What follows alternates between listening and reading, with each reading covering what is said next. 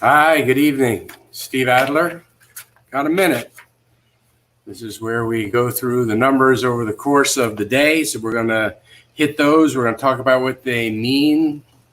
We're going to take another look at some of the stuff from the modeler so you can see the kinds of things that I see and the other folks here. We're going to talk about new resources that are available coming up for people to apply for, businesses and nonprofits. And we'll get going. All right, first, let's look at the dashboard numbers. This is always where we start. On the left-hand side, as I look at this, new admissions today is 66 is the, I'm looking at this, I think that those numbers are actually posted backwards. There's 66 new admissions today, and the 7-day moving average is actually at 70. We lost that there. That means it was just posted wrong onto the message board, I think. I think that the daily numbers were 60, which takes our 7-day average down to 70. I think the numbers were transposed. But 66, 70, very much the same thing. 70 is the low end of that window range when we look to go into orange. What's important about this, I think, is that as you've seen over the last several days, the number of new admissions has been kind of stable.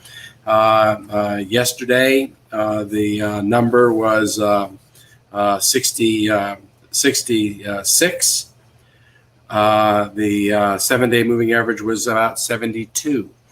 So dropping from 72 down to 70. So we've kind of flattened out a little bit. Way too few data points to actually draw a conclusion. But what it does mean is we're not screaming through the numbers. If you take a look at the right side of this chart, those are the new confirmed cases. The new confirmed cases in the city right now, today, 440. The 7-day moving average, 470.7. Again, case numbers coming down a little bit, stabilizing a little bit. Those were the kinds of numbers we were hoping to see if we were able to change behaviors in a meaningful way over the last 2 or 3 weeks. Let's take a look at the 7-day moving averages for hospitalizations and the like. The 7-day moving average for hospitalizations is 450. The total number hospitalized, 438. Again, that's a good sign for us. The number in ICUs, the 7-day moving average is 142. And today we have in our hospitals 133. So also lower than the 7-day moving average. On ventilators, our 7-day moving average is 79. But you can see that the number of folks that are actually in ventilators tonight, 88. So the number in ventilators is going up faster than our 7-day running average. The doubling time in the bottom right-hand corner, you can see with the 440 drops to 24.9 is the 7-day is the doubling time. Let's go on ahead to the next slide.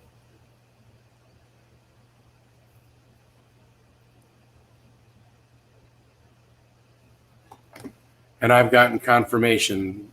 I was trying to check my text at the time. The 7-day moving average right now for new admissions is 70, and 66 were the cases. But go back to that chart that we had here. You can see with the number of new cases, 440, that takes our total cases up to 14,304. The number of deaths are now at 166. That's an increase of 7 people.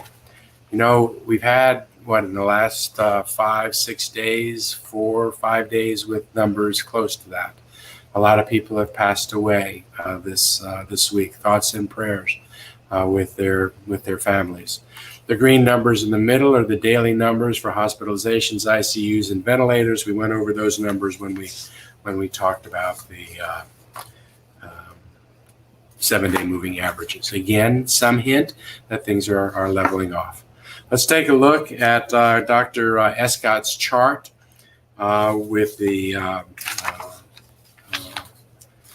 new admissions, the number that we're tracking. This looks at daily totals, and you can see that yellow number kind of flat for the longest period of time, but starting kind of in the beginning of June, starts escalating. It was in the very early parts of that escalation that we started raising the alarm in the city to you. Thank goodness we have modelers and folks keeping track of these records so that you can get an early indication of what's happening, so that you and our city doesn't get caught well up that curve, wishing we had started taking reactions 3 weeks earlier.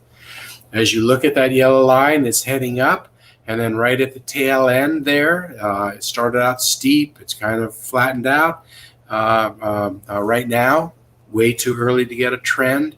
But remember that this movement of this yellow line that's maybe flattening out a little bit is only because we changed behaviors 3 weeks earlier than that. And in the first 2-3 weeks of the behavior change, the number still screams up and then it moves. So it's a very late reward to behavioral changes that we make earlier. As I look at this chart, I'm concerned still about July 4th.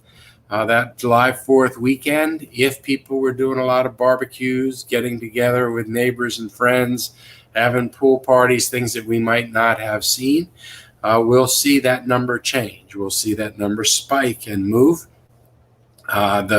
You can see the earlier spikes as we started having this go up associated with Memorial Day. So I'm hoping that doesn't happen. Let's go ahead and take a look at some new charts that came from Dr. Myers, our modeler. If you go to the second page of that, Anita, there it is, the situation update. This is looking at the R0. This is the score that tells us if someone's infected, about how many people is that person expected to infect. And with an R0 score that's high, you're going to see the infection being passed a lot by a single person. As it gets down to 1, that's one person infecting one other person. It's a way to think about it. Goes below 1, one person infecting less than 1. If you get below 1 enough, the virus will eventually die out because at every generation it's infecting fewer people than had the virus just before.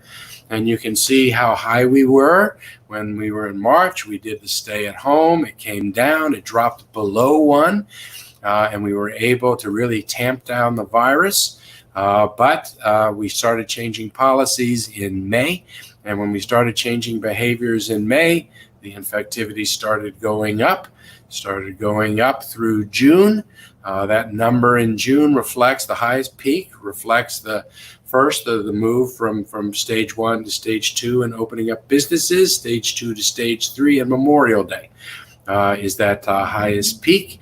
On the backside of Memorial Day, we started raising the alarm, telling people to wear masks. The governor said that we could enforce masks against businesses to require masks. And then the governor gave us the ability to just make it mandatory for everybody. And as those things happen, you can see it going down. And the early indications are that we may be taking that R0 score below 1, which is really what a community wants to do. That probably is an indication that the behaviors that the community is doing go beyond what is in the governor's order. Probably there are more people staying at home. Thank you. Not going out unless they need to. Thank you. People wearing masks more religiously. Thank you. And it's people avoiding groups. We cannot let up. We have to keep our foot on the brake. If we're going to take our foot off the brake right now, this R0 score is going to go back up, and we're going to undo the great work that we have done the last 3 weeks. And I'll show you we are still in a very precarious position. I'll show you some new charts you haven't seen yet so that you can follow that. But let's go to the next chart for right now. This is a short-term projection. This is a chart that shows you where we are. That red line that starts low in May starts rising is the actual number of hospital admissions that we have. Those are actually red dots, not a line. 123 is just the top of that window to go into red. And you can see that in the earlier graphs, we were headed up toward the red line more in a vertical fashion. Now it looks like it may be flattening out a little bit, which means our speed, our rate of increase is not that great under admissions into the new hospital. Each one of those gray lines represents a possibility that has as much a chance of happening as any other one of those gray lines. But you can see a lot of those gray lines are beginning to flatten out if we sustain the behaviors that we have been exhibiting. Go to the next chart, if you would. This is looking at the same thing, but now with a little bit wider scale. 1,500 is the number of hospital rooms at a max that we have for COVID patients. You can see if we're able to maintain the behavior we have right now, most likely we're able to stay under 1,500 beds. There are still some lines which would have us going above that, but many of the lines are below that. Some of the lines that are below that reach 1,500. They just don't do it by the first or second week in August. It might be the third week in August or the fourth week of August, or some of those lines in September. So we have to continue looking at this. Virus is going to be with us until there is a vaccine. People have to get used to wearing masks. That is part of our lives until we get a vaccine. If we want to actually have a chance of keeping the economy open, if we want to have a chance of having our kids in school. But we feel better with respect to hospitalizations, but that's not our risk, our main risk right now. Why don't you go to the next chart? Our main risk right now that we're looking at is our intensive care units. This is where we need to protect our intensive care unit doctors, our intensive care unit nurses, and our RTs, the technicians that provide people care. So in our city, it's been estimated that we probably have up to maybe 350 ICU beds. We're at 140 right now. I will tell you, at 140 right now, hospitals are having to really scurry about to handle the ones that we have right now. And they're going to be able to surge to get, they think, up to the lower end of that range that we see, that red range. So long as they're able to maintain and bring in personnel from other places in their system. We probably have the physical space to go up above 400, which is the top of that range, to physically set up those many ICU units, but we don't have the medical personnel to be able to supply that, which means it's going to have to come from the state or come from the federal government. And there are no promises, no commitments right now that can happen. The state has offered to help us, says that they will do their absolute best to be there for us, and I believe that. My concern, however, is that at the same time we're saying we need help in that range. Dallas is going to be saying the same thing. Houston is. San Antonio is. Everybody's going to be saying it at the same time. I just don't think, I'm concerned that there might not be enough staff to go around. So we have to do everything we can to avoid that. And you can see how many of those gray lines go into that troubled area, and how many of the lines that are below that in July are going to cross it sometime in August. So we have to do as good a job, if not better job, than we're doing right now in order to really protect ourselves from this risk with the ICUs. That is our big concern right now, and I am concerned about that. We're beginning to hear that some of the folks in our ICUs, even in our hospital employees, are also getting the virus, just like everybody else is. They're not getting it from patients. They're getting it from out in the community, just because there's so many people in the community right now that have the virus. If we start losing some of the staff we think we have, then it's going to make it even harder to be able to stay in the area that we're in. And I will also tell you that some of the hospitals and areas that are being hit even harder than Austin, hospitals down south toward the valley and the like, are now calling up to us to see if we can take patients on ventilators that they can't care for, trying to find space and room for people, because they're getting pressed a little bit more than we are right now. But this is our concern right now: ICU beds. Too many of those lines go up in the air. If you would skip the next line and let's go to the one called projections, go to the next one. Let's take a look at this one right here. This is the last chart I'm going to make you look at with me here today. This is a more complicated one. Two different charts, real similar graphs, focusing on ICUs, intensive care units. And what this tells us, you can see the yellow behavior. That's what we were doing back in May and into June, when we were living lives with an open economy, not unlike what we were doing back in January and February, but with a lot of restaurants and retailers, wiping down more and doing that kind of stuff, but without a lot of people wearing masks. And you can see the number starts going up pretty extreme. Then you get in the orange area. That's where we had people starting to wear masks, starting to stay home a little bit more. And you can see then how that line begins to shift. You have the red dots that show you the actual numbers. The black line shows you the average of all the gray lines. And what this tells us is that if we stay in the behaviors that people have right now, if we don't take our foot off the brake, we continue the behaviors we're doing right now, that we have only an 18% chance probably of going over the 331 beds, which was down toward the bottom of that red zone in intensive care unit. I'm concerned that 331 might be high if we lose personnel to sickness or if we are taking other people.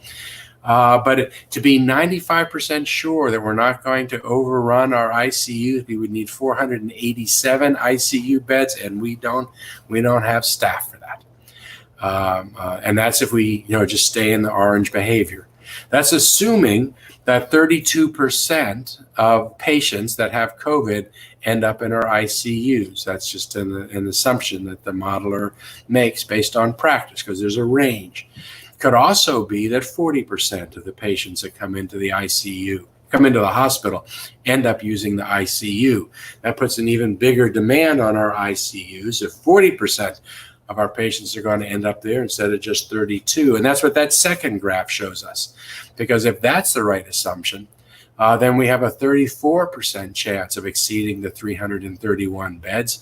And to be 95% assured that we're not going to overwhelm our ICUs, we would need 616 beds. We don't have that either physically or with staffing.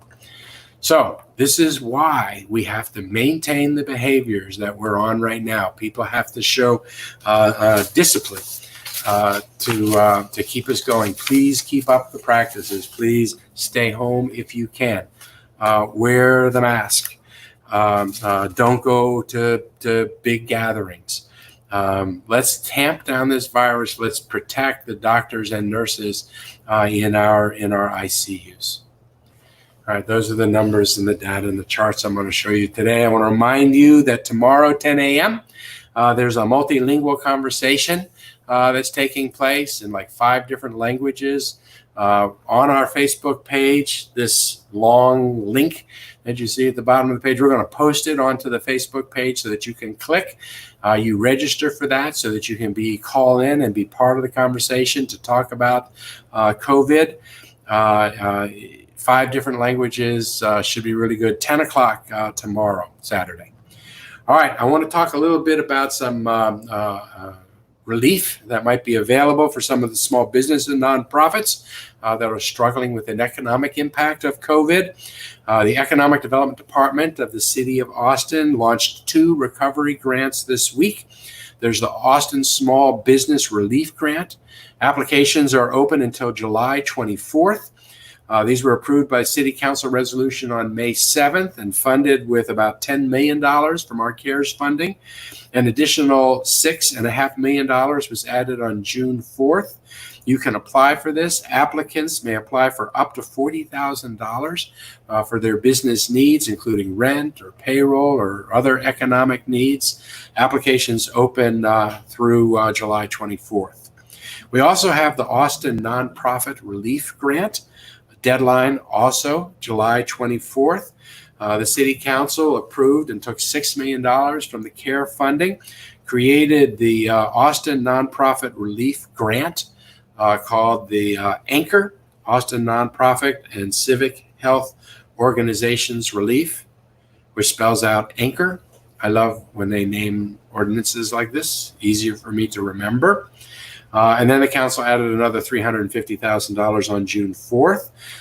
This is where nonprofits can apply for a one-time grant up to $20,000 toward reimbursement of eligible expenses, rent, payroll, and other economic needs.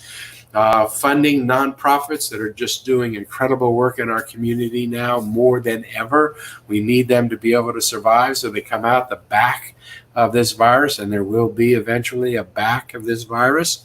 Health and Human Services, $2 million of that. Workforce Development and Social Legal Services, $1.25 million. Education, $1.25 million. Arts and Culture, $1 million. Environmental and Animals, $500,000. And then there's other funding, about $350,000. This week, the city rolled out 3 new neighborhood testing sites. One at Southeast Branch Library, the other one at Little Walnut Creek Library, all on the east side, the other one at Givens Park, and that's going to be operational by Monday. Testing at these sites, best to sign up and get one by appointment. That way you're assured you can be there, but there is going to be limited availability for folks that just walk up. Recommend again that you make an appointment, but you can still do that. To enroll in the city's testing program, take a look at the banner that's going by the bottom of the screen. Again, if you have insurance, please don't do it through the Austin Public Health testing. Contact your doctor or your clinic, and usually it's covered by insurance, so it's free there too. But let's save the slots at Austin Public Health for folks that don't have as ready access. Hey, I'm told that if you've been watching these updates for a while, you can share them with friends and with other people. People that have been watching this now are all too familiar with the data points we watch and what they tell us. But there are a lot of people in our community that are not aware of this kind of data, the charts we follow, the data and science that we're using to make the decisions. It'd be great if they could see this too. You can easily host a watch party on Facebook. If you go to Facebook and where you sign in, below that, there's a button to launch a Facebook watch party. It'll give you an opportunity to share the link to this with friends so that they can start educating themselves and learning the same kind of stuff that you see here all the time. We also are now on YouTube, YouTube Live. Go to mayoradler.com, and you can get details about being able to subscribe or sign up to that channel. We wanted to do that so it was accessible for folks that don't have Facebook. I will say again that knowledge and facts are the best weapon that we have to fight this virus. And tonight, I'm going to close with a story of a local couple that just really inspired me.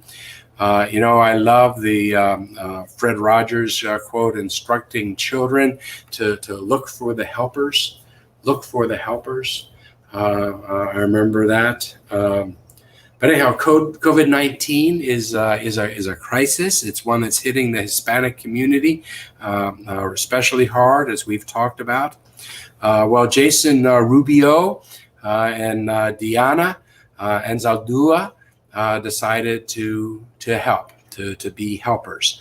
They're building out a network of drivers to help medically fragile people in the Hispanic community avoid trips out of the house so that they can stay home. The project is called Ayuda, which means help in Spanish, and the drivers and helpers are called ayudantes. And I love that. Ayudantes should be like a t-shirt that says that.